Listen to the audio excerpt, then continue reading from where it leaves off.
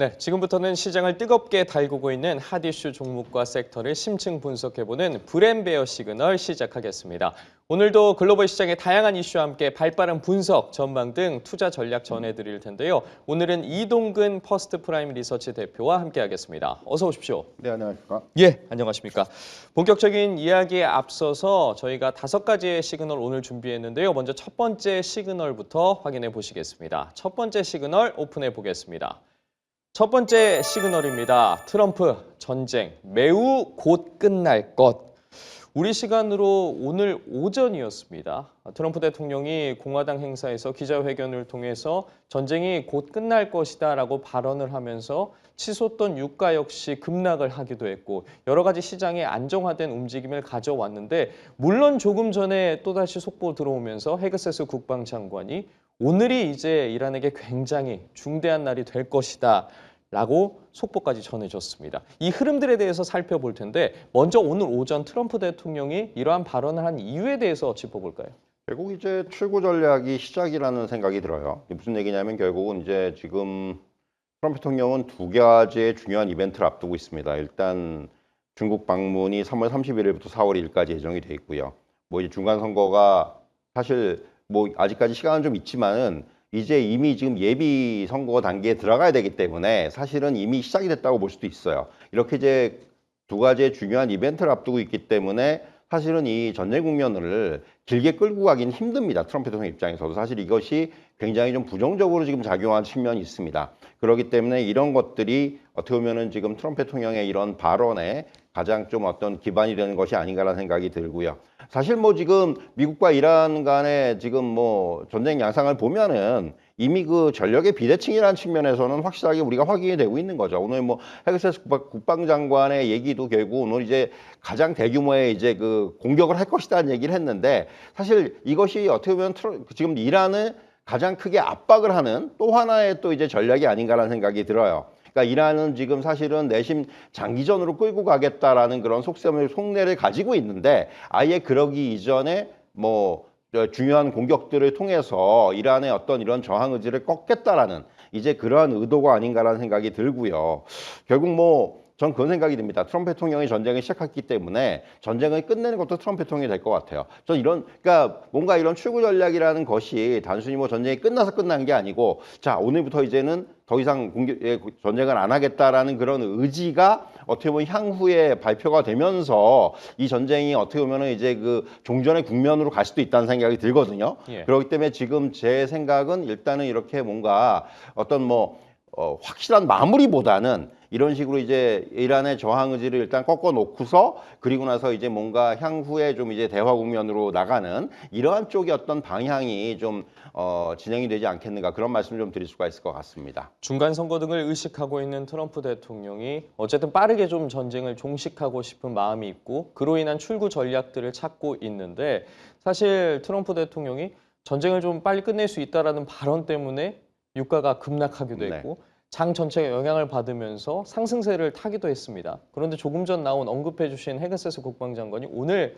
격렬한 공습, 이란이 가장 큰 공습을 받게 될 것이다 라고 이야기를 했는데 이러한 말이 그러면 시장에 또 어떻게 작용할지 하락장으로 이어질 거라고 보세요? 사실 이제 그런 거죠. 지금 결국은 우리가 이전에 관세 국면에서도 우리가 항상 트럼프 대통령을 얘기를 할 때 타코란 얘기를 많이 했죠. 저는 이번 그 전쟁에서도 좀 비슷한 양상이 전개되는 것이 아닌가라는 생각이 들어요. 계속해서 이제 뭔가 이렇게 강경 발언을 하고 또 이제 실질적으로 이번에 전쟁 국면이기 때문에 공격도 하지만은 결국 이후에 어느 시점에서 이제 이 부분을 갖다가 그 정리를 할 것인지에 대해서 아마 고민들을 할 거예요. 지금 오늘 뭐 많은 외신들에도 그런 보도가 나왔습니다만은 트럼프 참모진에서는 이미 전쟁 마무리 출구 전략을 조언을 하고 있다. 왜냐하면 지금 여론조사에서 이번에 보면은 유권자 중에 64%가 전쟁을 반대하고 있어요. 그렇기 때문에 사실 지금 더 이상 길게 끌고 갔다가는 앞에서 말씀드린 대로 중간 선거에 막대한 영향을 미칠 수가 있습니다. 그래서 사실은 중간 선거의 키는 지금 경제, 뭐 물가 이런 거지 않습니까? 뭐 유가는 바로 이제 미국의 물가랑 직결이 된단 말이에요. 사실 지금 미국의 물가가 어느 정도 안정이 돼가고 있다라는 적어도 헤드라인 지표상으로는 결국 그것은 유가가 지금까지 안정이 됐기 때문에 이것이 가능한 것이었는데 지금 이렇게 유가가 계속해서 만약에 뭐 다소 안정됐습니다. 뭐 $100, $110 이렇게 간다 그러면은 사실 이거는 안심 못하는 상황이에요. 그렇기 때문에 이런 것들 때문에라도 결국은 지금 이러한 어떤 향후의 출구 전략에 대해서는 이제부터 본격적인 어떤 그 진행 과정이 나타나지 않겠는가, 좀 그런 말씀은 좀 드릴 수가 있을 것 같고요. 사실 시장 자체는 그래서 이제 당분간은 변동성은 전 이어질 거라고 봐요. 예. 이제 어제 사실 어제도 하락을 하다가 시장이 막판에 트럼프 대통령의 발언을 해서 이제 급반등이 나타난 거거든요. 사실 오늘 지금 초반의 장은 어제의 또 급반등에 따른 또 어떤 반작용이 나타나고 있다는 생각이 들어요. 그렇기 때문에 이런 흐름들이 당분간 이어질 것으로 보여지는데, 그럼에도 불구하고 사실은 이 전쟁이 정말로 가장 최악의 상황이라는 장기화로 가지만 않는다라면은 저는 뭐 시장도 어느 정도 점진적으로 좀 안정을 찾지 않겠는가라는 그런 말씀을 좀 드릴 수가 있을 것 같습니다. 그럼 이 시점에서 트럼프 대통령이 뭐 미국 내부적으로도 그렇고 여러 가지 좀 의식을 하고 있을 텐데 증시 상황 역시도 좀 고려해서 발언들도 내놓고 있다고 보세요? 사실 이제 그런 거죠. 타코라는 게 사실 트럼프 대통령은 누구보다도 이 주식시장이라든가 금융시장을 의식하는 대통령이에요. 뭐 지금까지 어떤 취임 이후의 행적들을 보면은 굉장히 좀 일단 드라마틱한 전개를 또 즐기기도 하고, 스스로가 뭔가 자기의 발언으로 인해서 시장이 움직이는 것에 대해서 약간의 뭔가 이제 그런 굉장히 뭔가 성취감이라든가 이런 부분들도 나타내곤 하는데, 저는 그렇기 때문에 사실은 뭐 요번에 이제 유가 같은 경우도 잠깐 좀 감내해야 되는 뭐 그런 비용이다라는 얘기도 했었고, 결국은 이제 이런 부분들이 계속해서 금융시장 또 특히 주식시장에는 굉장히 영향을 줄 것으로 보여지고요. 그러니까 어떻게 보면 좀 또 그런 생각도 하는데, 상대적으로 지금 미국 증시는 글로벌 증시 내에서 어떻게 보면은 이 전쟁의 영향을 좀 덜 받은 증시라는 생각이 듭니다. 그러니까 일은 자기네들이 저질러 놓고서 막상 지금 가장 큰 변동성을 나타내는 건 아시아 증시예요. 우리나라 증시, 뭐 일본 증시, 대만 증시가 대표적으로 타격을 받았고, 미국 증시는 뭐 약간의 하락이 있었다고 하지만은 그런 하락들이 과연 뭐 전쟁으로 인해서 굉장히 뭐 어떤 뭐 급락이 나타났다거나 그렇게 보기엔 좀 어렵다라는 거죠. 그렇기 때문에 사실은 말씀드린 대로 이제 여기서 어느 정도 전쟁이 좀 정리되는 국면으로 간다라면은 저는 계속해서 시장에 대해서는, 금융시장은 점점 안정을 찾아갈 것으로 보여지고요. 결국은 이제 중요한 것은, 그렇다면은 전쟁의 종료 이후에 전쟁 여파가 어떻게 나타날지가 더 중요하다고 봅니다. 뭐 인플레이션에 대한 우려라든가 또 이런 부분들, 또 최근에는 이제 사실 가장 그 좀 대두가 되는 건 스태그플레이션에 대한 공포예요. 우리가 이제 S의 공포라는 얘기를 많이 하는데, 결국 이런 부분들이 향후에, 그러니까 오히려 이제 전쟁보다도 전쟁 이후에 금융시장에 미칠 여파가 어떻게 작용을 할지를 지금은 좀 더 우리가 이제 고려를 할 시점이 아닌가, 이런 말씀을 좀 드릴 수가 있겠습니다. 지금의 전쟁의 상황도 그렇지만 앞으로 이제 전쟁 이후의 흐름들이 증시에 어떤 영향을 미칠지까지 고려해 봐야 된다라고 말씀을 해 주셨고, 그럼 관련해서 곧바로 이제 두 번째 시그널로 넘어가 보도록 하겠습니다. 두 번째 시그널 오픈해 보도록 하겠습니다. 두 번째 시그널입니다. 기술주 V자 반등. 기술주 사실 얘네들 봐라 라는 생각이 들 정도로 V자 반등 흐름 열심히 보이고 있습니다. 특히나 트럼프 대통령의 발언 하나하나 결국 또 네. 유가 하락하면서 기술주들 역시도 상승하고 있는 흐름 보이고 있는데, 네. 이 흐름 좀 이어질 거라고 보세요? 사실 이제 뭐 V자 반등이라기보다도 사실 특히 상승세가 눈에 띄는 쪽은 저는 소프트웨어 쪽이 먼저 좀 상승세가 좀 눈에 띄고, 역시 아시겠지만 이제 뭐 AI 뭐 붕괴론이라든가 이런 것들이 이제 부각이 되면서 워낙에 낙폭이 컸기 때문에 어떻게 보면은 지금 이런 소프트웨어 관련주라든가 이런 쪽에서는 지금 낙폭에 의한 어떤 자율 반등의 영역이 좀 시작이 됐다라고 말씀드릴 수가 있겠고, 무엇보다도 이번에 이제 엔비디아의 실적이라든가 이런 것에도 확인이 됐지만은 결국은 기술주의 견조한 흐름은 계속해서 이어질 수밖에 없습니다. 왜냐하면은 이들은 결국 실적에 기반한 상승을 이어가고 있기 때문에, 역시 이제 실적에 기반한 상승이라는 측면에서는 이러한 흐름들이 적어도 이제 실적이 굉장히 꺾이지 않는 이상은 계속해서 이어질 수밖에 없다라는 거예요.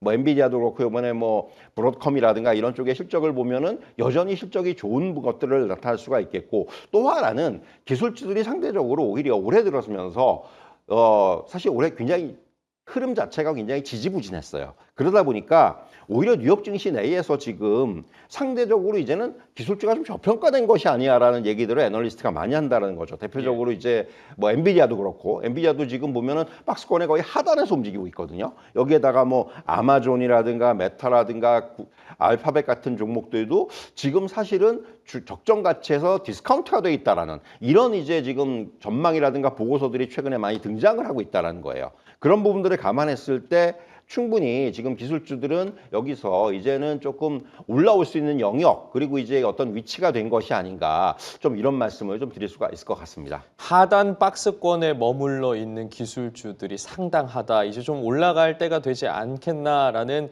이야기를 해주셨는데 먼저 치고 나가는 곳들이 있습니다. 네. 지금 샌디스크 그렇죠. 지난 거래에 11% 올랐고 마이크론도 굉장히 많이 올랐습니다. 맞습니다. 5% 가까이 상승했는데 네. 일단 먼저 좀 내가 좀 달려나가겠다 이런 흐름으로 봐야겠습니까? 사실 마이크론 같은 경우는 이제 지금 차트를 보시면 기술적으로 정확하게 이제 그 보면은 한 60일선 정도에서 지지를 받으면서 이제 거기서 강한 반등이 나왔어요. 뭐 기술적으로도 이건 어느 정도 의미 있는 흐름이라고 볼 수가 있겠고, 샌디스크 같은 경우야 뭐 지금 워낙 그 이 스토리지 관련해 가지고 주가의 어떤 그 고공행진을 벌이다가 최근에 이러한 어떤 그 진화적 리스크 때문에 조금 주가가 꺾였다가 다시 반등을 하는 거기 때문에 뭐 저런 흐름들은 충분히 이해가 간다고 보여지고요.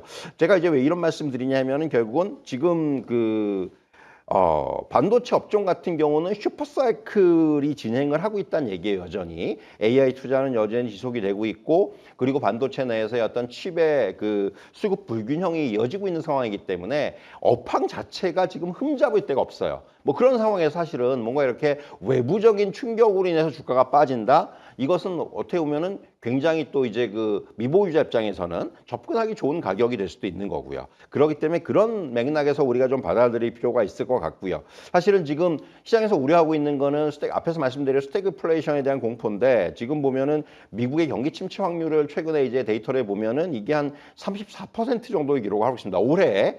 근데 이제 이게 기존에 한 달 전만 하더라도 한 25% 정도의 비율이었어요. 그러니까 이게 거의 한 달 사이에 한 10% 정도가 상승을 한 겁니다. 이게 이번에 아마도 이란과의 어떤 이런 전쟁 국면으로 인한 어떤 이제 결과가 아닌가라는 생각이 드는데, 지금 그만큼 이제 미국 내에서도 뭔가 이제 경기 침체에 대한 우려는 확실히 커지고 있습니다. 그런데 다만 이게 반도체 같은 경우는 그런 상황에서도 지금은 업황이라든가 이런 쪽에서의 훼손은 상대적으로 덜하다는 거예요. 그런 부분들을 감안한다면은 반도체 상승은 저는 여전히 지금 현재 진행형이다, 이렇게 좀 말씀을 드릴 수가 있을 것 같아요.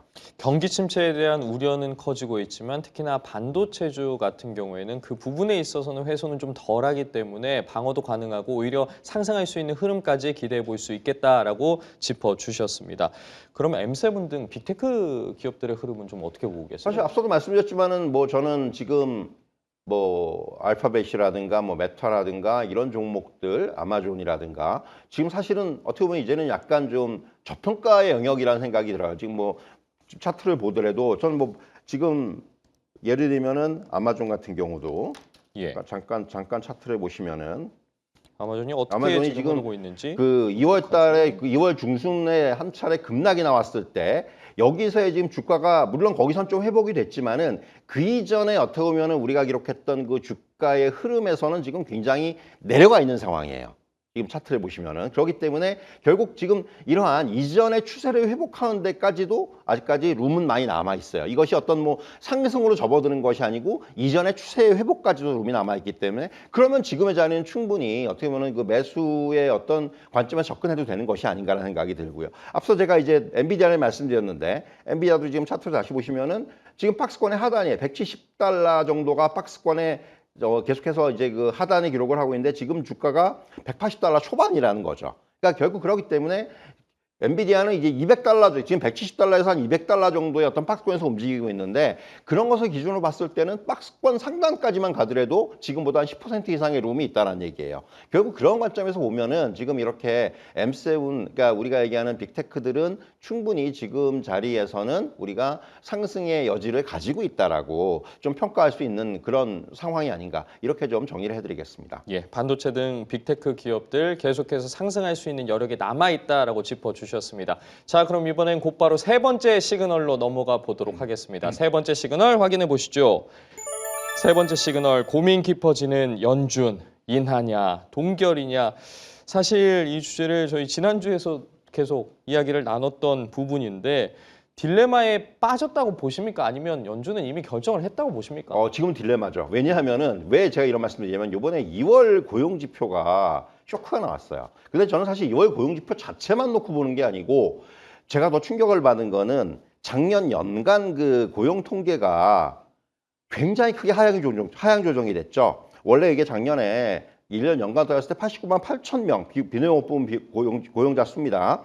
증가 수치로 이제 집계가 됐었는데 이게 이제 18만 1천 명으로 하향이 된 거예요. 무려 한 71만 명이 줄어든 겁니다. 이거만 놓고 보면은 이거는 그러면은 이미 작년부터 이 고용 지표가 굉장히 안 좋아졌던 거 아니야라는 생각을 할 수가 있다라는 거예요. 그러니까 지금 이것만 놓고 보면은 연준은 당장 금리 인하를 해도 이게 이상하지가 않아요. 그런데 여기서 이제 연준의 결정에 딜레마를 가질 수밖에 없는 게 이제부터 이제 인플레이션에 대한 고민이 다시 시작이 된다라는 거예요. 최근에 이제 유가가 어쨌든 간에 한 차례 급등을 하면서 이 부분이 아직까지 적어도 2월 CPI라든가 이런 쪽에선 반영이 안 될 겁니다. 하지만은 향후에 3월, 4월에 이제 물가 지표가 어떻게 나올지가 저는 상당히 좀 귀추가 주목된다라는 거예요. 그래서 연준이 지금 당장 3월 일단 FOMC는 말할 것도 없고 일단 3, 4월 이 정도의 어떤 지표를 우리가 계속해서 봐야 된다고 생각을 할 때 연준의 의사결정 시기가 뒤로 미뤄질 수가 있다는 겁니다. 그래서 지금 많은 전문가들이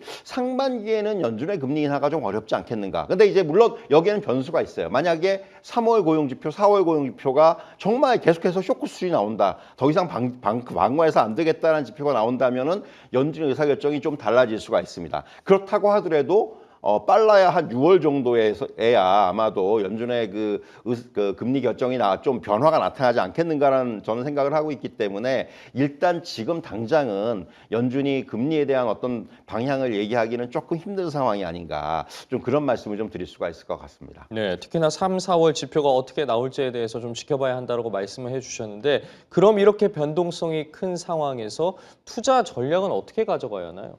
사실 지금 보면은 그런 얘기들을 많이 하죠. 이게 전문가들도 그렇고 골드만삭스나 모건스탠리나 어떤 그런 대형 IB들의 그 리포트를 보더라도 글로벌 자산 배분에 대한 얘기를 많이 하고 있죠. 그러니까 너무 미국 시장에 지금 집중을 해서 안 된다라는 게 첫 번째 어떤 그 키워드예요. 물론 이제 미국 시장에 대한 어떤 성장세를 의심할 여지는 없지만은 적어도 지금 작년과 금년의 시장을 보면 확실히 다릅니다. 금년의 어떤 그 미국 증시의 1, 2월의 흐름을 보면은 확실히 이 어떤 그 둔화가 됐다는 걸 좀 느낄 수가 있죠. 여기에는 이미 이게 우리나라 같은 아시아 증시로의 자금 이동, 또 최근에는 유럽 시장으로의 자금 이동이 확대가 되고 있다는 데서 우리는 그 원인을 찾을 수가 있을 것 같고, 다만 앞에서 말씀드린 대로 이제는 이런 빅테크주들이 오히려 지금은 매수의 기회를 주는 그런 정도의 어떤 영역으로의 주가가 최근에 조정을 받았기 때문에 이런 하락을 이용한 저점 분할 매수는 충분히 가능한 자리다 이렇게 말씀을 드리겠고, 오히려 지금은 그래서 저는 상대적으로 이제 섹터 중에서는 기술주들에 대한 매력도가 조금 더 높아질 수 있는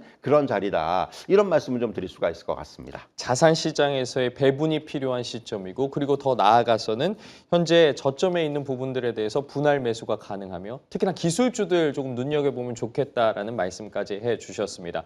자, 그렇다면 이제 이어서 다음 시그널 바로 살펴보도록 하겠습니다. 네 번째 시그널입니다. 네 번째 시그널 공개해 보겠습니다. 네 번째 시그널, 엔트로픽 대 미국의 국방부 소송전입니다. 굉장히 뜨겁게 달구고 있는 이슈 중에 하나입니다. 현재 어떤 상황인지부터 좀 간략하게 짚어주시죠. 결국 이제 어떻게 보면 이건 모순이기도 한데 이번에 이란 그 공습 작전에서는 엔트로픽의 클로드가 또 결정적인 역할을 했습니다. 그건 그런데 그럼에도 불구하고 사실은 이제 계속해서 트럼프 대통령은 어떻게 보면 AI와 관련해서 이제는 국가 안보를 중요시해야 된다. 그래서 이제 엔트로픽이 이제 그 부분에 대해서 뭔가 어떤 개인의 정보라든가 이런 부분에 대해서 좀 이제 노출이라든가 이런 부분은 굉장히 극도로 지금 꺼리는 상황이기 때문에 이것을 갖다가 이제 지금 화면에 나온 것처럼 공급망 위험 지정까지도 갔단 말이에요. 이건데 이제 그래서 이제 엔트로픽은 소송을 걸었고, 이런 자리에서 지금 발빠르게 오픈 AI가 치고 들어왔죠. 그래서 오픈 AI가 불과 이런 트럼프 대통령의 이런 발언들이 있은 지 몇 시간 만에 국방부하고 계약을 체결해 버렸어요. 예. 근데 국방부는 지금 상황에선 사실은 아직까지는 엔트로픽을 써야 돼요. 한 6개월 정도의 유예는 필요하다고 생각이 됩니다. 그래서 그 이후에는 또 어떻게 될지 몰라요 상황에서 지금은 일단은 트럼프 대통령의 발언에 엔트로픽을 퇴출시켰다라는 거고 이와 관련해서 골드만삭스는 엔트로픽의 밸류에이션에 대한 하락은 불가피하다라는 그런 리포트를 냈습니다. 그러니까 무슨 얘기냐면은 단순히 민간 시장의 성과만으로 높은 기업 가치를 정당화하기는 어렵다라는 게 골드만삭스의 그 어떤 그 의견의 골자였고요. 또 이제 모건 스탠리 같은 경우도 이제는 AI 기술이 철저하게 국가 안보와 동맹의 무기로 종속되는 이거 갖다 이제 모건 스탠리가 어떤 표현을 썼냐면은 애국형 AI 시대가 개막을 할 것이다. 애국형. 네, 이런 리포트를 냈어요. 그러니까 이게 보면은 그렇다면 이제는 이제 확실히 그야말로 속된 표현으로 정부 말 잘 듣는 그런 기업들이 그야말로 높은 밸류에이션을 받을 수밖에 없다. 이런 논리거든요. 그러니까 대표적인 게 팔란티어가 될 거고요. 뭐 팔란티어라든가 그리고 이제 결국 마이크로소프트가 수혜를 볼 거란 얘기를 많이 하는데 그럴 수밖에 없는 게 오픈 AI의 지분을 많이 갖고 있기 때문에 그런 얘기들을 하고 있는 거고. 또 하나 이제 숨어 있는 또 저는 수혜 기업으로 꼽을 수 있는 게 오라클이라는 생각이 들어요. 오라클. 왜 오라클이냐? 오라클은 지금 그 오라클의 그 최근에 어떤 흐름을 보면 폐쇄형 클라우드 데이터 센터 구축에 특화가 돼 있는데 이게 국가의 어떤 그 안보 규제에 완벽하게 대응을 할 수가 있다라는 거예요. 결국 향후에는 이제 데이터 주권이라고 해가지고 데이터가 외부에 다른 나라로 새나가는 걸 최대한 방지하는 것이 하나의 키워드가 될 건데 오라클이 이 부분에 대해서 상당히 기술이 앞서 있다라는 겁니다. 그래서 오라클 같은 기업이 향후에는 조금 이런 것 쪽과 관련해서 이런 데이터 안보와 관련해서도 상당히 수혜를 볼 수도 있겠다 이런 생각이 들고 결국 뭐 앞서 말씀드렸다시피 팔란티어라든가 뭐 이런 그 마이크로소프트라든가 이런 쪽에서 기업들은 상당히 향후에 이런 앞에서 말씀드린 애국형 AI 시대에 상당히 좀 부각이 될 수 있는 그런 기업으로 저는 좀 말씀을 드릴 수가 있을 것 같습니다. 오라클 말씀해 주셨으니까 네. 오라클 이야기 좀 해보겠습니다. 지금 실적 발표 예, 앞두고 그렇죠. 있는데 오늘 장에서는 일단 하락하면서 출발을 했습니다. 실적 어떻게 좀 예상하시고 그 실적이 어떠한 방식으로 시장에 작용할지 궁금합니다. 사실 오라클의 실적이 이번에 중요한 게 아시겠지만은 이 AI 회의론과 관련해서 가장 먼저 이 불을 붙인 게 오라클이잖아요. 오라클이 이제 어떤 그 이 늘어나는 투자에 대한 그 투자를 어떻게 진행할 것인지에 대한 소명이 좀 부실했고 거기서부터 시작이 된 거고 그러다 보니까 이제 비용을 어떻게 조달할 것이며 너네 이렇게 잔고가 많이 그러니까 그 수주를 많이 받아놨는데 감당 가능할 것이며 이런 것을 이제 꼬치꼬치 캐고 들어가다가 결국 이것이 이제 AI 투자에 대한 회의론 또 이제 이것을 언제 과연 이익으로 돌릴 수 있을 것인가라는 시장의 우려 이런 것들을 이제 처음에 어떻게 보면 그 촉발이 된 것이 오라클인데 그렇기 때문에 이번에 오라클의 실적이 좀 중요하게 여겨지고요. 결국 앞에서 말씀드린 내용들이 어떻게 이제 그동안 이들이 잘 이제 진행을 하는지에 대해서 이번에 굉장히 엄격한 아마 검증이 들어가지 않겠는가 시장에 그런 말씀드릴 수가 있겠어요. 그래서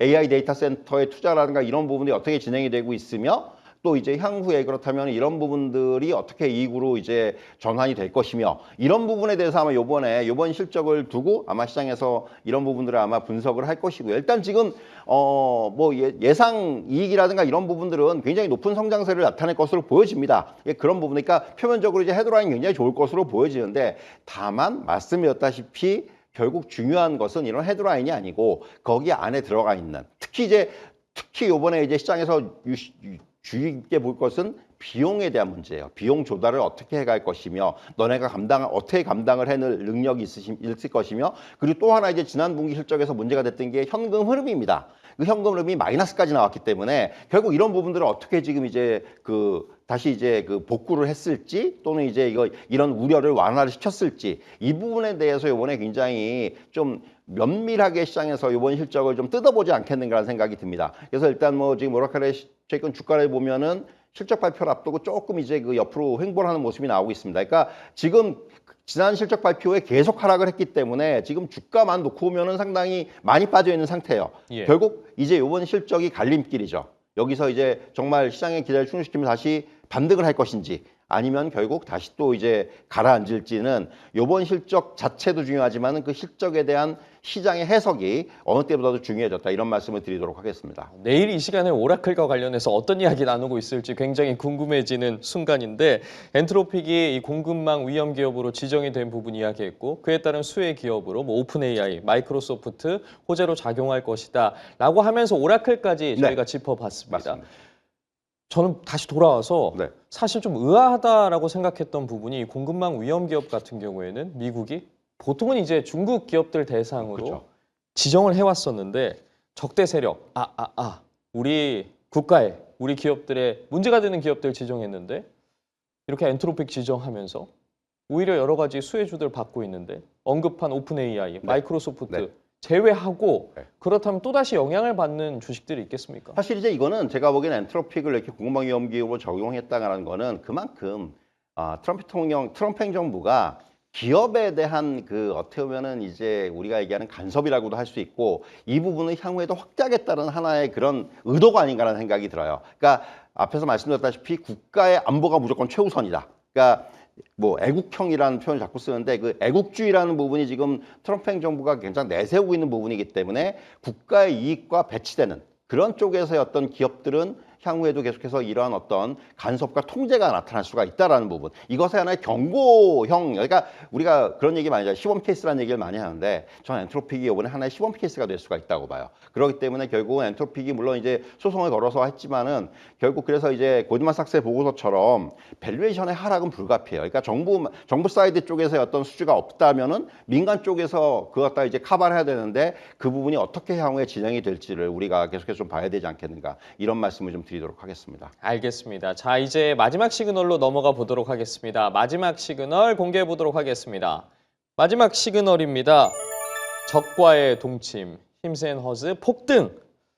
어제 이제 속보로도 나왔던 내용들인데 지금 힘센 허즈와 노보노디스크 파트너십 갑자기 이야기 나왔습니다. 네. 사실 진짜 적과의 동침이라는 그렇죠. 이야기가 맞았잖아요. 분위기 굉장히 안 좋다가 네. 갑자기 손잡고서 우리 잘 지내보자 약간 이런 느낌으로 흘러가고 있습니다. 맞습니다.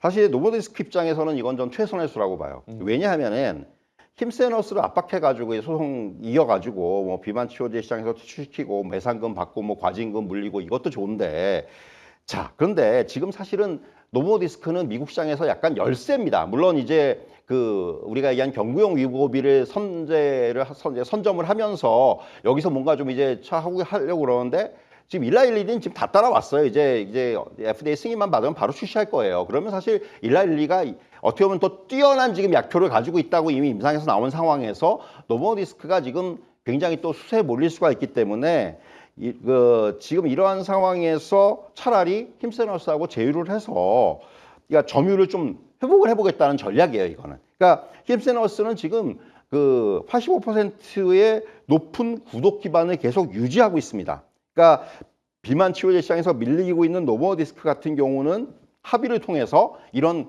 어떤 이 힘세너스의 플랫폼을 최대한 이용하는 이러한 전략이 오히려 더 이득이 될 수가 있다는 얘기예요. 그래서 저는 사실 이 부분은 노보노디스크의 굉장히 그 전략적인 판단이다. 이렇게 말씀을 드릴 수가 있겠고 노보노디스크 입장에서는 정말 최선의 전략이 될 수가 있다. 이런 말씀을 좀 드릴 수가 있을 것 같아요. 지금 저희 화면에 나오고 있는데 네. 힘센 허즈는 상승하고 있습니다. 네, 오늘도 오르고 8.83% 있어요. 예. 오늘도 오르고 있고 네. 노보노디스크는 2.74% 그렇죠. 하락하고 있거든요. 노보노디스크 약간 지금 속 쓰릴 것 같은데요. 그렇죠. 이제 힘세너스는 사실은 소송을 이제 굉장히 대규모의 소송이 걸려있다 거기서 풀려났기 때문에 그에 대한 어떤 지금 반사 수혜가 예상이 된다는 점에서 지금 사실 힘세너스 주가가 워낙 많이 빠져 있었어요. 그렇기 때문에 이 부분이 하나의 지금 모멘텀으로 좀 작용하는 측면이 있고 반면에 노보노디스크는 앞서 말씀드린 대로 사실은 지금 비만 치료제 시장에 상대적으로 열세에 좀 놓여 있는 상황이기 때문에 과연 이제 중요한 것은 힘세너스 이제 그 플랫폼을 통해서 향후에 이제 정식으로 얼마나 이제 점유율을 회복을 할 수 있을 것인지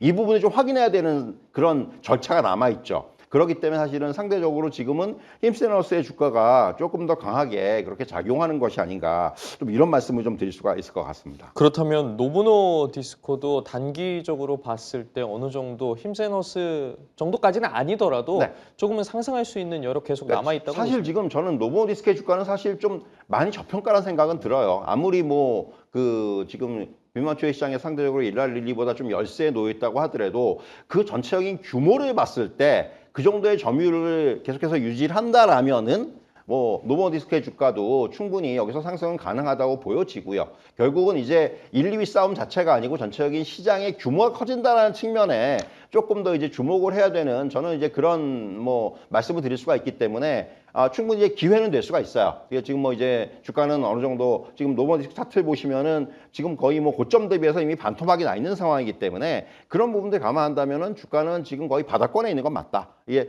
어느 정도 이제 타이밍과 모멘텀의 싸움이다. 이런 말씀을 좀 드릴 수가 있을 것 같습니다. 노브노디스크 바닥권에 있기 때문에 앞으로 좀 상승할 여력이 많이 남아 있다라고 말씀해 주셨는데 그럼 이러한 상황을 바라보는 일라일릴리 어떨까요? 사실 일라일리는 별로 예. 걱정할 게 없어요. 올해 이제 지금 작년 같은 경우는 뭐 일라일릴리가 글로벌 제약사 중에서 매출 순위가 4위였습니다. 그런데 이제 올해 지금 전망치를 보면은 일라일릴리가 올해는 1위로 올라갈 거란 얘기가 나오고 있어요. 결국 일라일릴리의 비만약에 대한 수요가 전 세계적으로 그만큼 많다라는 거예요. 지금 뭐 아시겠지만은 마운자로라든가 이런 쪽에서의 어떤 매출이 급증을 하고 있기 때문에 이런 것들이 결국은 글로벌 제약 바이오 업체의 판도를 바꿀 것이다. 이런 얘기들이 나오고 있는 상황이고요. 그렇기 때문에 사실은 지금 그 일라일리는 뭐 지금 이제 빠르게 경구용 그 비만 치료제를 올해 이제 빠르게 내놓고 그리고 다시 시장 점유율을 다시 이제 그 노모디스크와의 싸움이 다시 이제 본격적으로 아마 이루어질 것으로 보여지고요. 결국 지금 향후에는 이제 더 중요한 것은 저는 이 비만 치료제 시장만 놓고 봤을 때는 이제 지금부터는 이제 복제약이 나오기 시작을 할 거란 얘기예요. 올해 이제 많은 나라들에서 지금 이제 가장 그 주성분인 세마글루타이드의 특허 만료가 시작이 됩니다. 그렇게 되면 이제 복제약이 나오기 시작하는데 이러한 복제약들의 그 증가세가 과연 시장의 판도를 어떻게 바꿔놓을지 이 부분의 향후에는 좀 주목을 할 필요가 있다. 이런 말씀까지 좀 드리도록 하겠습니다. 예, 제약주도 관련해서 뭐 힘센허스, 노브노디스크, 일라일릴리까지 짚어봤는데 앞으로 이러한 흐름 이어질지 지켜보도록 하겠습니다. 오늘 말씀 여기까지 듣겠습니다. 지금까지 이동근 퍼스트 프라임 리서치 대표와 함께했습니다. 말씀 고맙습니다.